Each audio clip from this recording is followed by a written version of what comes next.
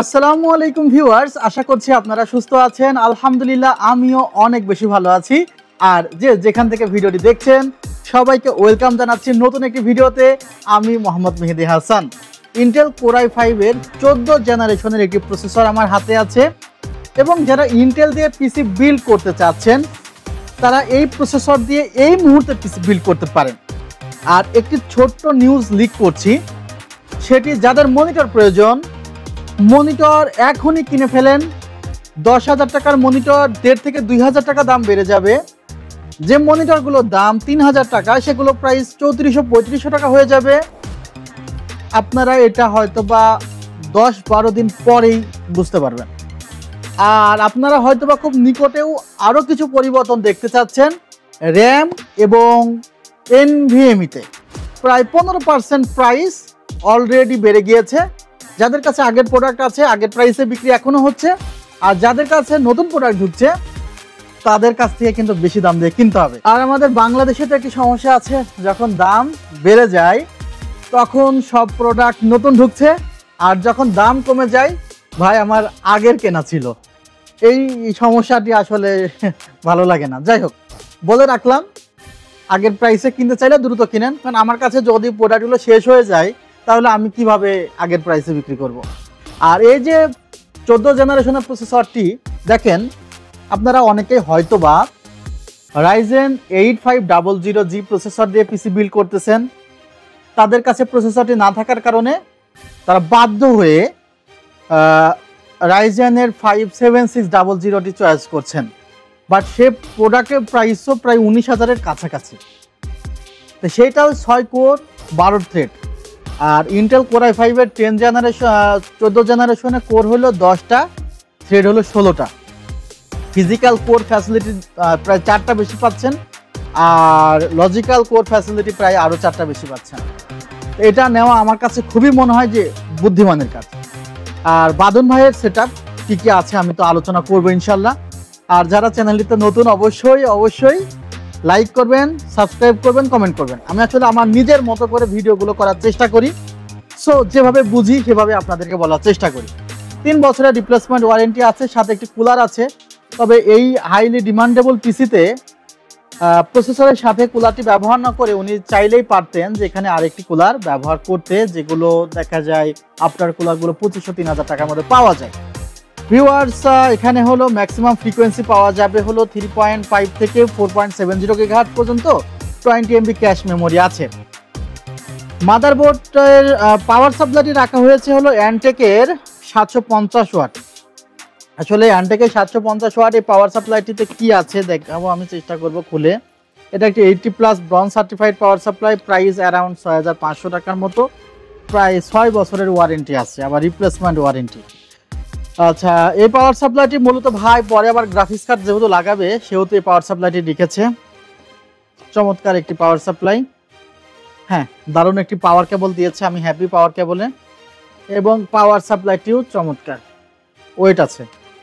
এবং এখানে দামি পাওয়ার সাপ্লাইয়ের সাথে দামি গ্রাফিক্স কার্ড ব্যবহার করা যাবে। 4060, 3050 কোনো ব্যাপার না, সো সেগুলো ব্যবহার করা যাবে এই পাওয়ার সাপ্লাইটি ব্যবহার করে।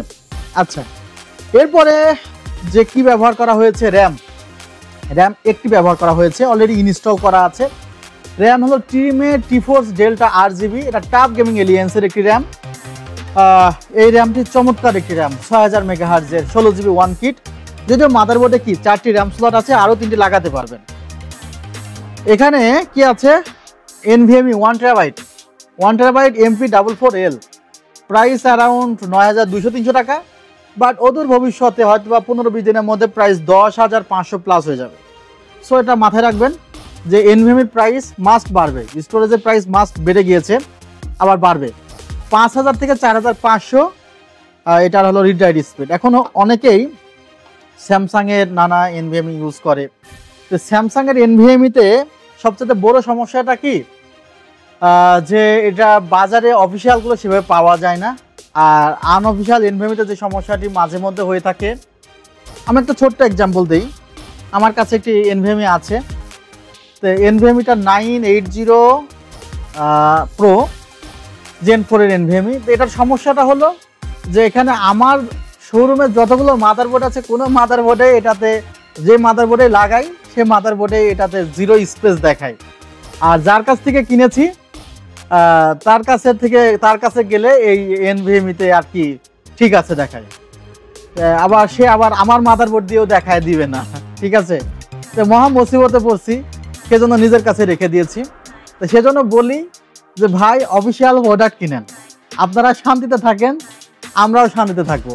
আর আনঅফিসিয়াল প্রোডাক্ট চেয়ে চুয়ে নেবেন, তখন দেখা যাবে যে ওই যে ওয়ারেন্টিতে ঝামেলা হবে। যাই হোক, মাদারবোর্ড কি রাখছে দেখি। মাদারবোর্ডও কিন্তু সেই লেভেলের মাদারবোর্ড রাখা হয়েছে। Viewers B760M gaming wifi, gaming plus wifi, এই মাদারবোর্ডটি রাখা হয়েছে। এটা কিন্তু সেই লেভেলের মাদারবোর্ড, বাট এই মাদারবোর্ডের সাথে আইও শেলটা সেই লেভেলের দেয়নি। আইও শেলটা সেই লেভেলের দেওয়া উচিত ছিল। বিশেষ করে আসুস টাফ গেমিংয়ের আইও শেলগুলো আমার কাছে খুব ভালো লাগে। এখানে সাধারণত আমরা দেখি যে ওয়াইফাইটি একটু দুর্বল থাকে, বাট এখানে 6E ওয়াইফাই আছে, খুব পাওয়ারফুল ওয়াইফাই, ঠিক আছে। সো ল্যানের কোনো প্রয়োজনই নেই, পাওয়ারফুল ওয়াইফাই কিন্তু এখানে আছে। আর Gen 4 NVMe তো এখানে হিটসিং সহ দেওয়া আছে। আর সব জায়গায় তো খালি MSI এর ড্রাগনের আইকন, মাদারবোর্ডের উপরেও আছে। 2টি গ্রাফিক্স কার্ডের স্লট আছে, আবার NVMe তো 2টা স্লট আছে। এরপরে দেখা যাচ্ছে যে SATA আছে 4টা, 6টা SATA পোর্ট আছে।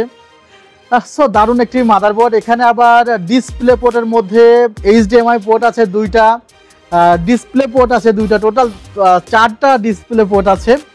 আর USB 3.2 আছে 2টা, 3.1 আছে 2টা, USB 2 আছে 2টা এবং একটি PS2 পোর্ট আছে, আর গেমিং ল্যান আছে।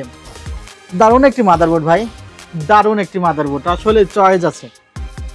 এই মাদারবোর্ড 3 বছরের ওয়ারেন্টি আছে, ওয়েট আছে ভাই, ওয়েট আছে, ওয়েট আছে, দারুণ। তো এটার প্রাইস অ্যারাউন্ড কত, 18,700-800 টাকা। ওয়েবসাইটে বেশি দেওয়া আছে, 19,200 আছে। আচ্ছা, এবার ক্যাসিংটাও তার পছন্দের অ্যান্টেকের একটি ক্যাসিং, প্রাইসটা প্রায় 5,500 টাকার মতো পড়েছে। তো সব মিলিয়ে কনফিগারটি কেমন হয়েছে, এখানে কনফিগারটি যদি আমি বানাই, তাহলে প্রাইস যদি কমাতে হয়, কোথায় কোথায় কমাতে পারি, ধরেন NVMe 500 GB নিতে পারেন, বা NVMe 256 GB নিতে পারেন। 256 GB বা Gen 4 পাবেন না। পাওয়ার সাপ্লাই যদি গ্রাফিক্স কার্ড এখন নাম লাগান, তাহলে পাওয়ার সাপ্লাইটা অন্তত 2,2400 টাকার মধ্যে নিতে পারেন, ক্যাসিংটা 2,2400 টাকার মধ্যে নিতে পারেন। এই জায়গাগুলোতে কমিয়ে আপনারা চাইলে এটা 50-এর নিচেও কিন্তু একটি বিল্ড করা যায় ইন্টেল Core i5-এর 14 Gen দিয়ে। এটা খুবই বর্তমান সময়ে জনপ্রিয় একটি সেটআপ। আর এটা যারা গ্রাফিক্স রিলেটেড কাজ করছেন, ভিডিও এডিটিংয়ের কাজ করছেন, তারা নিতে পারেন। আমার মনে হয় না লস হবে। ভালো থাকবেন, সুস্থ থাকবেন, আল্লাহ হাফিজ, আসসালামু আলাইকুম।